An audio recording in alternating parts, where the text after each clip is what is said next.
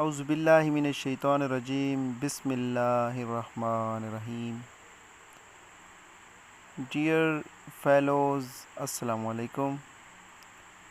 آج میں آپ کو ایک صحابی حضرت سعد بن مالک رضی اللہ تعالی عنہ کا ایک واقعہ سنانے جا رہا ہوں.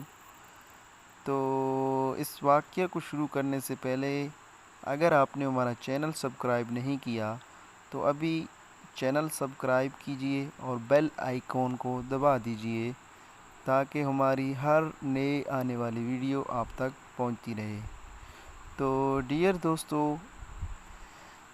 حضرت سعد بن مالک رضی اللہ تعالی عنہ فرماتے ہیں کہ میں اپنی ماں کی بہت خدمت کیا کرتا تھا اور ان کا پورا اطاعت گزار تھا.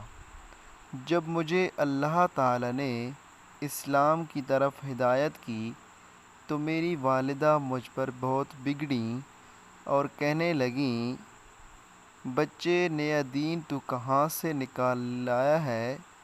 سنو، میں تمہیں حکم دیتی ہوں کہ اس دین سے دستبردار ہو جاؤ، ورنہ میں نہ کھاؤں گی نہ پیوں گی اور یوں ہی بھوکی مر جاؤں گی.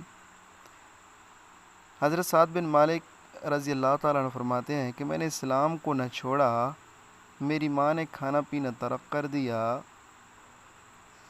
اور ہر طرف سے لوگ مجھ پر آوازیں کسنے لگے کہ جی اپنی ماں کا قاتل ہے. میرا بہت دل تنگ ہوا.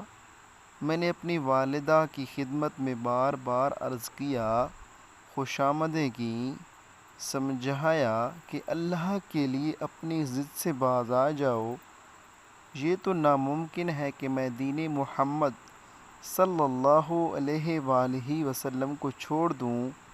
اسی بحث و تمہیز میں میری والدہ پر 3 دن کا فاقہ گزر گیا اور اس کی حالت بہت خراب ہو گئی. تو میں اس کے پاس گیا اور میں نے کہا، میری پیاری اماں جان، سنو، تم میری جان سے زیادہ عزیز ہو لیکن میرے دین سے زیادہ عزیز ہرگز نہیں. واللہ ایک نہیں تمہاری 100 جانیں ہوں اور اسی بھوک پیاس میں ایک ایک کر کے سب نکل جائیں تو بھی میں آخری لمحہ تک اپنے سچے دین اسلام کو نہ چھوڑوں گا، واللہ نہ چھوڑوں گا. اب میری ماں مایوس ہو گئیں اور کھانا پینا شروع کر دیا. تو اس واقعے کی جو حوالہ ہے وہ تفسیر ابن کثیر کی جلد نمبر 4 سے لیا گیا ہے.